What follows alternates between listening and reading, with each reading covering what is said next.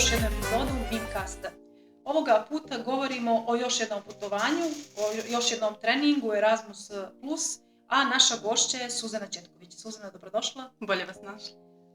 Ti si bila na jednom jako željenom putovanju, znači u pitanju je bio Portugal i moram da kažem da je to neki rekorder među svim pozivima jer je tu bilo najviše prijava, svi su htjeli da idu u Portugal.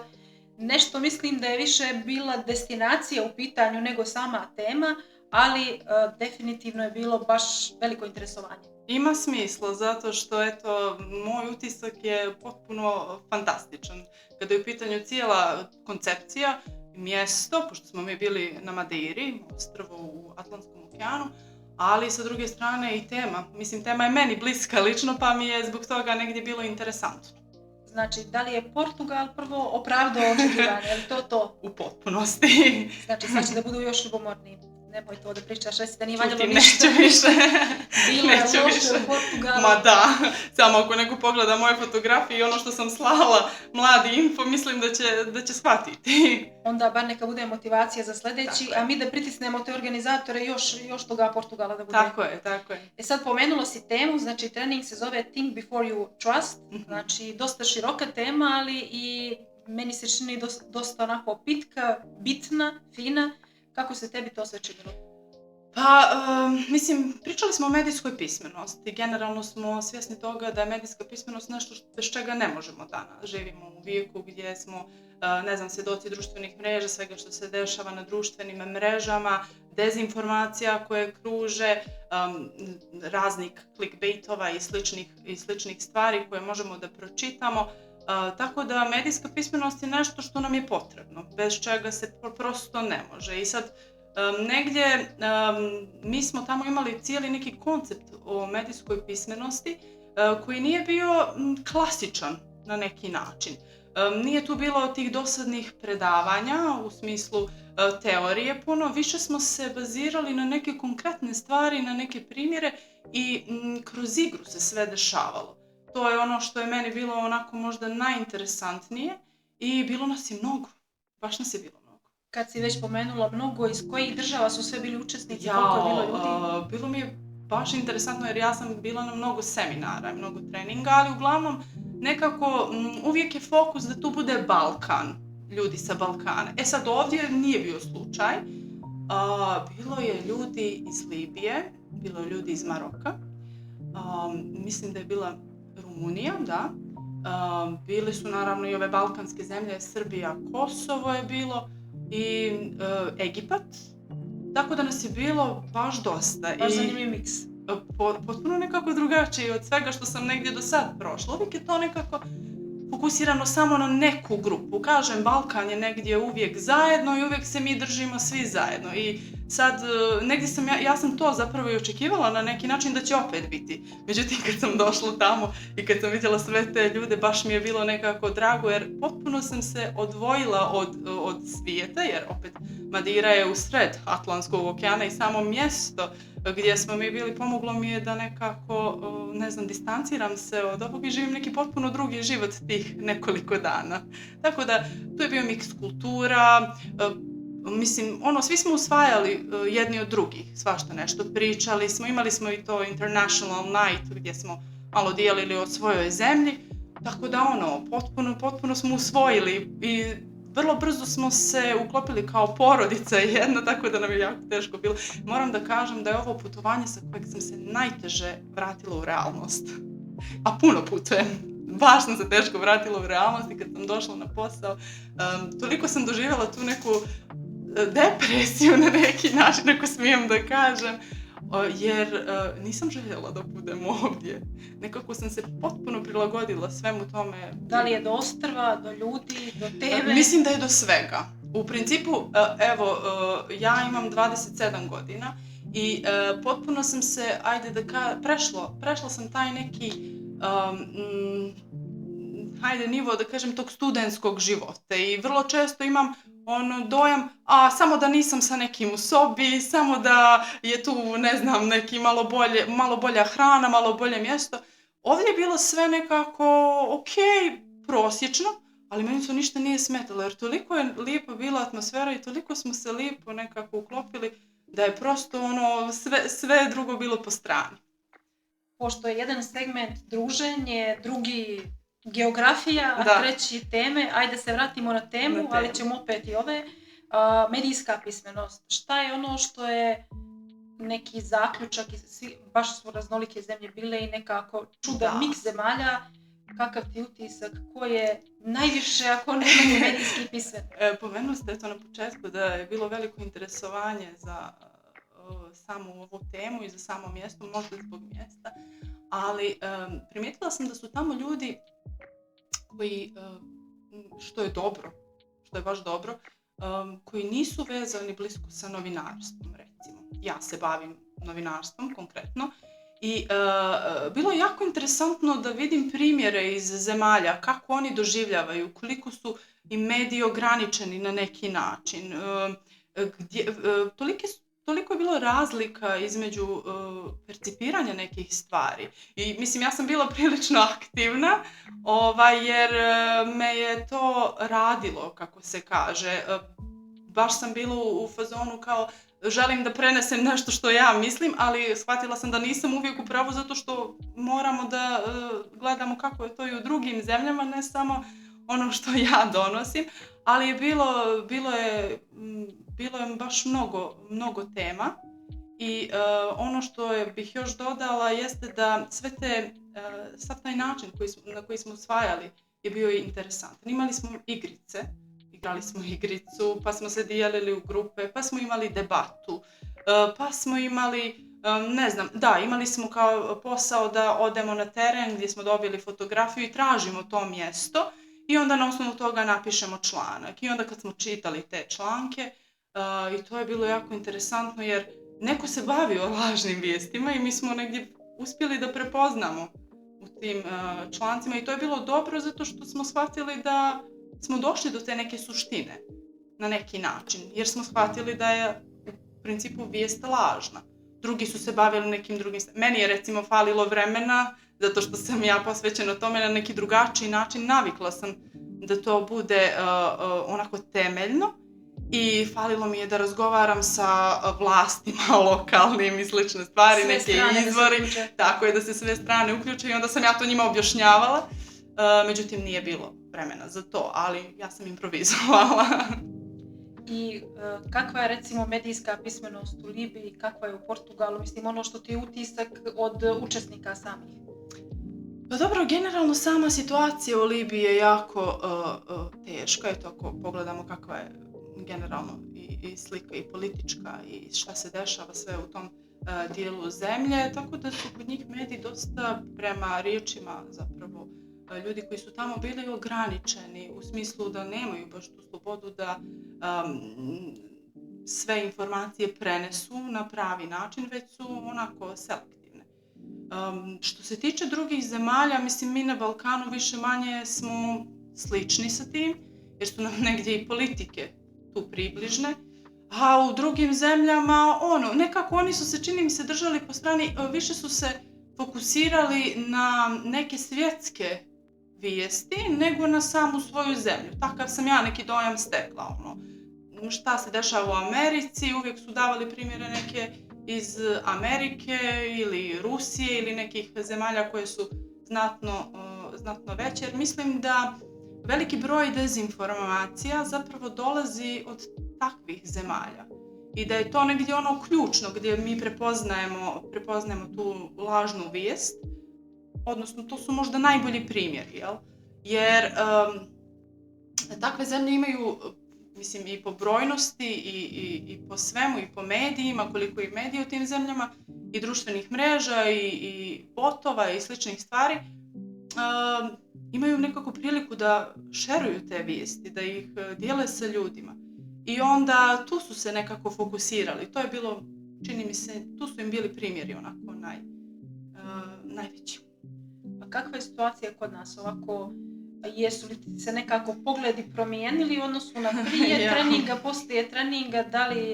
Da li ima neke promjene? Da li vidiš drugačije našu, da kažem, medijsku scenu i medijsku pismenost prije toga ili je isto?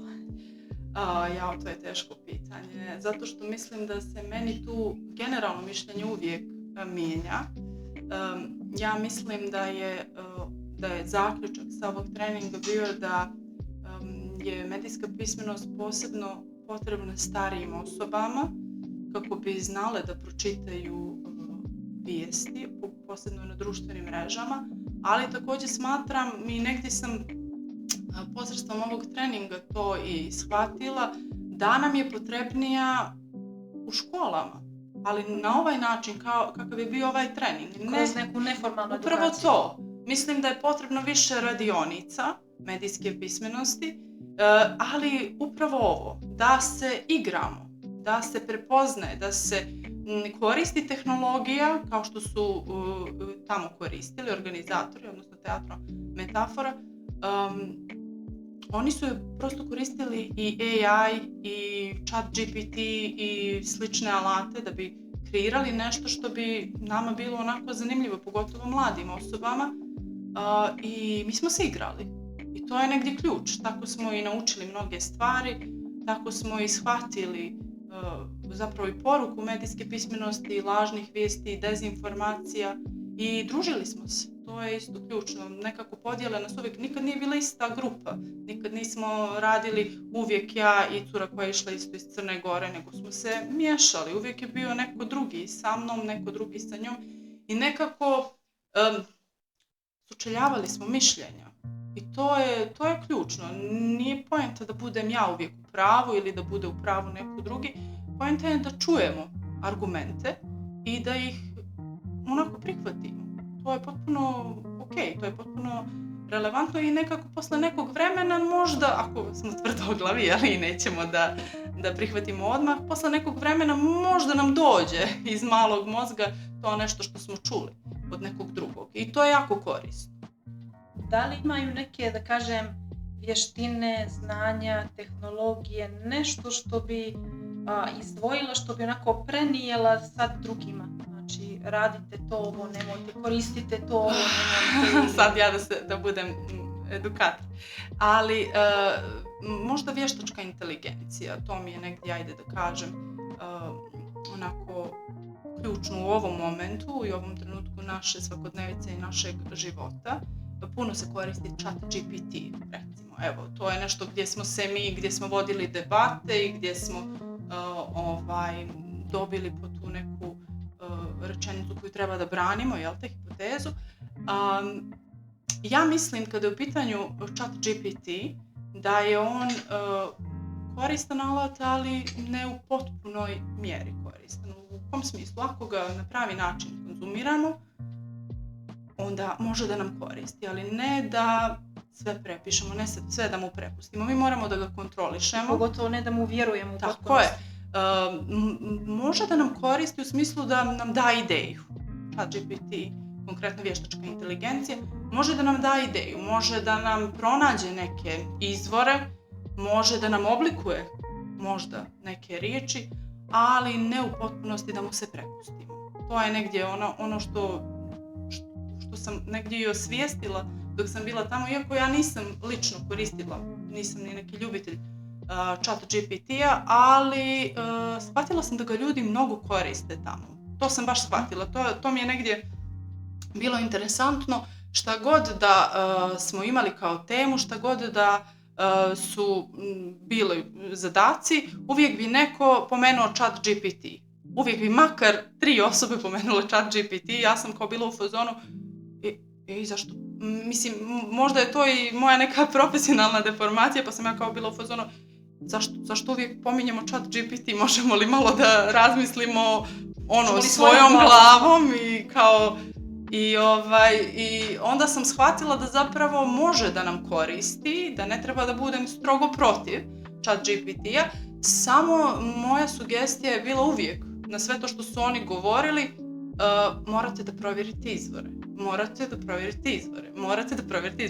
I onda su oni kao bili u fazonu, prestani Suzana, shvatili smo da moramo da provjerimo izvore, jer valjda ja sam nekako, kažem, tu su bili ljudi raznih profesija. Mislim da sam samo ja bila iz novinarstva, bili su neki koji su se bavili društvenim mrežama i slično, ali bilo je tu raznih ljudi, advokata, marketinga, ekonomija, nisu to bili. I to je i poenta, da se i ti ljudi edukuju i da ti ljudi znaju, ne samo ljudi koji se bave novinarstvom. Naravno da je bitno da ja znam, ali bitno je da znaju ljudi koji konzumiraju te medije, koji treba da pročitaju ili poslušaju ono što sam ja kazala.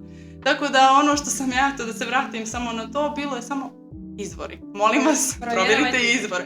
Poslušajte ChatGPT, ali uzmite pa još jednom odradite fact checking. To je negdje ključno. A recimo, mislim da znam tvoj odgovor na to pitanje, ali ću ga svakako postaviti. Može li vještačka inteligencija zamijeniti čovjeka u budućnosti? Ne. A pogotovo novinara, recimo. Ne. To su debate koje se trenutno vode u svijetu i ja mislim da vještačka inteligencija i tehnologija generalno mogu da budu dobar saveznik na neki način, ali nikad, ja sam probala sa ChatGPT-em da ja se iznerviram. Ja počnem imperativom da mu pišem, kao da razgovaram sa nekom osobom, znači, molim te... Jelena, dobro? Da, kao prvo krenem, izvini, možeš li da sve fino ja to uljudno napišem, međutim, kad vidim da on ne može da mi odgovori na način koji sam ja željela, ja počnem imperativom da pišem i velikim slovima i toliko me iznervira, ali u suštini uvijek se desi da možda, moram da priznam, može da mi da neki šlagvort. U smislu da mi da neku ideju koju ja mogu da preoblikujem, ali uvijek svojim riječima napišem. I to je negdje ključno, čini mi se. Ok, mogu da ga iskoristim da mi nešto sažme, da mi da predlog, samo to. Ali ne mislim da može da zamijeni, pogotovo recimo ljude koji se bave mojim poslom. Mislim, vidim da ga koriste mnogo, ali odmah se prepozna. Makar ja prepoznam kad je neko koristio ChatGPT, i to je dosta šturo i tu nema kreativnosti i neće moći da je ima jer to zapravo dolazi odavde. Tako da. I negdje možda dok se još uvijek malo manje koristi pa se manje primjećuje, ali da. Što se više bude koristilo, više će se negdje ponavljati i onda će biti očiglednije da je to... Pa to je i moja poenta bilo dok sam tamo razgovarala sa njima. ChatGPT je ograničen. U jednom trenutku on će da počne da ponavlja riječi, ponavlja rečenice, ponavlja sve. Mislim, ne može ni on da... On zapravo koristi taj internet, tu je mnogo može da bude i lažnih informacija, jer on zapravo algoritam vuče sa interneta, ne provjeravajući šta je istina i šta... Ja sam imala situaciju gdje ja govorim ChatGPT-u, ovo nije tačno. I on kao, u pravu si, nije tačno, pa mislim... Pa zašto pišeš kad sam u pravu? To mi se desilo i ja sam bila u fazonu kao, zbog čega si to uradio? Meni je čak jednom, ja volim da testiram i da se svađam ja isto. Jednostavno i prva mi je dilema koju još uvijek nisam razriješila, da li je ChatGPT muško ili žensko? U smislu kako da ili joj se obraćam, mislim logično vještačka inteligencija, ali i onda nekad se on, da kaže, meni obrati kao da je muško, nekad kao da je žensko, da mi je to zanimljivo da se onda na tu temu dopisujemo, ali recimo jednom sam utražila za nekog profesora, kao daj mi tačne nazive knjiga, znam ko je profesor i znam otprilike, ali mi je trebala tačna knjiga da je nađem. I piše meni ChatGPT apsolutno nazive knjiga koje je izdao, koje godine, sve super, samo malo drugačije ime i prezime pisca. Ja kao čekaj, sam li ja pogriješila u nazivu? Nisam, znam osobu, to mi je bila profesorica na fakultetu i sad ja kucam na Google kao test za ChatGPT. Da, tako je. Tu osobu koju je ChatGPT kao izmislio na kraju, jer ne da ne postoji to ime i prezime, nego ne postoji apsolutno ni jedna od tih knjiga gdje on meni dao koji je izdavač, koje godine, koje su teme, kaže, hoćeš da ti kao sažmem knjige, pa koje knjige kad one ne postoje? Pa to je point. ChatGPT ne može da potpune informacije. On vuče sa interneta, on izmišlja, on ne zna kad treba da kaže pravu informaciju. Zbog toga sam se i ja sa njima raspravljala isto. Provjerite izvore. Tako je, provjerite izvore, to je ključno, uvijek 2 put, 3 put nije, jer evo negdje tu smo pominjali i Wikipediju isto. Wikipedija je isto jedan izvor koji može lako da se promijeni. Svako od nas može da pristupi i da promijeni Wikipediju. Wikipedija, mi smo to učili na fakultetu i mislim da je to stvarno ključno za sve ljude, jer svi hrle kad to je Wikipediji. Nekako uzimaju kao zdravo za gotovo. Tako to je je, istina mislim, i to je to. Ne, to mogu ja sad da pristupim tome i da to promijenim. Ne možemo tako. I tako se ne konzumiraju mediji i internet. To je to. On može da bude samo neki saveznik, ali ne može da se uzme zdravo za gotovo. Ništa što je na internetu. Ja uvijek kad pročitam bilo kakvu vijest, ja je uvijek provjerim više puta iz više izvora sa više strana. I jedino tad sam negdje sigurna, čak ni tad nisam u potpunosti sigurna, nisam sigurna dok meni sagovornik, ako pričamo o Crnoj Gori, nisam sigurna dok ja lično ne porazgovaram sa sagovornikom. Evo konkretno primjer iz mog posla, desilo se nekoliko puta, više zapravo puta, da pročitam neku vijest i kao super tema, ajde da je odradim i ja zovnem sagovornika, tu osobu koja se pominje u tome, i on mi kaže, pa nije to tako. Pa nego, kako je? Pa mislim, to vam piše pa oni su to pogrešno prenijeli.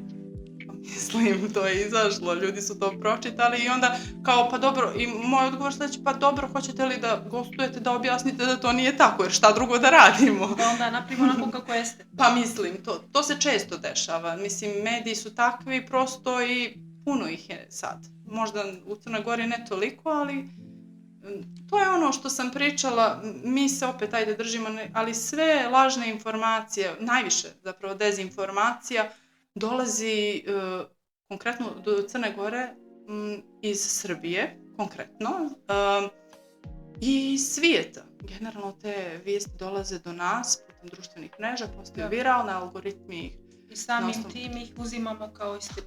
Mislim da smo imali baš mnogo primjera, recimo da je neka poznata ličnost preminula, bio udes, i čak meni se dešava da sad i kad stvarno ja i dalje ne vjerujem, onda uđem na sve moguće portale pa tražim, pa je li sigurno da znam da je ta osoba imala neku nešto, jer više ne možeš da vjeruješ jer je toliko bilo lažnih vijesti. Provjeravaš izbore. Ajde da se vratimo na Portugal. Dobro. Da ne bude da su ovi koji nisu pošli propustili samo taj dio medijske pismenosti i vještačke inteligencije. Kako je bilo druženje u Portugalu? Šta ste radili? Ovako, prvo ću ovo da kažem. Najljepši zalazak sunca na svijetu. Ja sam bukvalno svakog dana čekala 19:26 jer tad zalazi sunce. Tačno u minut. I znala sam pošto nam je oko 19 bila večera, ajde brzo da pojedem da bi stigla da vidim zalazak i svako večer sam gledala zalazak. I toliko mi fali da bi se sad vratila prosto tamo. Druženje je bilo sjajno. Mi smo se nekako svi, to sam rekla i na početku, vrlo brzo uklopili i već drugi dan mi smo znali jedni drugima imena, mi smo već mogli da komuniciramo, mi smo išli uveče da popijemo piće. To je malo mjesto, Camara de Lobos, blizu Funchala, to je glavni grad na Madeiri gdje je i Cristiano Ronaldo, on je sa Madeire i to je sve bilo u znaku Cristiana Ronalda. Tamo je i muzej i njegova statua od čokolade i razne statue njegove, tako da je to mjesto potpuno posvećeno njemu. Mi smo nekako lako funkcionisali. Malo smo šetali po tom mjestu, jedno večer smo izašli i slušali portugalsku muziku, pili smo tu ponču njihovu, to je njihovo tamo piće sa Madeire, onako je malo jače, tako da pazite se ako probate. I tako, baš je bilo, ne znam, nekako, ja kažem, evo rekla sam i prije, putovanje sa kog sam se najteže vratila, jer sam se potpuno u tom trenutku i u tom društvu i u tom ambijentu i ja sam se odvojila od svega ovoga što se ovdje dešava. Ovdje vodim jedan jako brz život, prosto svi vodimo brz život u ovom trenutku i živimo zapravo u tom trenutku i to je negdje ključno. Tamo je nekako sve teklo lagano. Sve je bilo lagano, lagodno. Bilo je tu puno, mislim, mi smo imali obaveza, nijedan nismo. Mi smo imali od jutra do popodne do 18 sati, čini mi se, imali smo obaveza. ali ništa to nije smetalo, jer imali smo i pauze, imali smo vremena da proćaskamo, uvijek su se te grupe mijenjale ljudi i uvijek smo bili, svi smo se izmiješali. Tako da ja sam stekla baš mnogo novih prijatelja iz raznih dijelova svijeta. Znači da kažem da je neka suma sumarum učenje o nekim temama novim, nadogradnja i postojećeg znanja, druženje i poznanstva, prijateljstva sa ljudima iz različitih krajeva svijeta, ne samo Europe, ali svakako ti neki, da kažem, taj neki turistički moment obilaska same zemlje, upoznavanje kulture, običaja. Tako je. Mislim, ljudi su jako onako srdačni tamo i ono što moram da kažem, to ne smijem da zaboravim, plivala sam u Atlantskom okeanu. Nije bilo ajkula? Nisam ih vidjela. Da je bilo vidjela. Dobro sam prošla. Ono što je isto interesantno, vrijeme se tamo brzo mijenja. To je onako, u jednom trenutku duva vjetar, nosi sve, nosio je, ne znam, stolice, sve, toliko jak bio vjetar. U sljedećem trenutku pada kiša. Posle sat i po sunce i tako, stalno se... godišnja doba. I onda ja kad sam se spustila do plaže, bilo je kao malo sunca i ja sam iskoristila to, i sad ću ja do plaže i ja samo što sam došla, kao počela kiša, ja sam rekla, ne odustajem, ja idem u vodu, pa kako bude, jednom sam ovdje, mislim, nadam se da ću opet poći, ali eto, negdje sam željela da probam. Da iskusiš i to. Tako da, plivala sam u Atlantskom okeanu, gledala sam zalazak sunca, najljepši na svijetu i družila sam se sa ljudima i stvarno je bilo magično. Neka tvoja poruka za sve mlade koji nas slušaju i gledaju za kraj? Imam ja puno poruka za mlade. Slobodno. Ali ajde da nekako to sažmem. Ne propustite priliku. Ono što je bitno, nekad ne znamo gdje idemo i u šta idemo, ali bitno je da koračamo i uvijek se put pokaže i uvijek bude dobro zbog nečega. Da li to lekcije ili nam se pokaže nešto potpuno drugo, magično, što će promijeniti potpunosti naš život, ali eto, kratko, jasno, nemojte da propustite priliku. Suzana, hvala ti. Hvala vam. Nadamo se da ćemo imati prilike da te i opet ugostimo, ali i opet pošaljemo neko putovanje, možda ne Portugal, ali negdje drugo, ali sad je, zadala si nam zadatak, posle toga najljepšeg zalaska sunca moramo tražiti neki još ljepši, znači, dobro. Potrudite se, ja sam tu, spremna da putujem. Hvala, a mi se vidimo u narednom podcastu.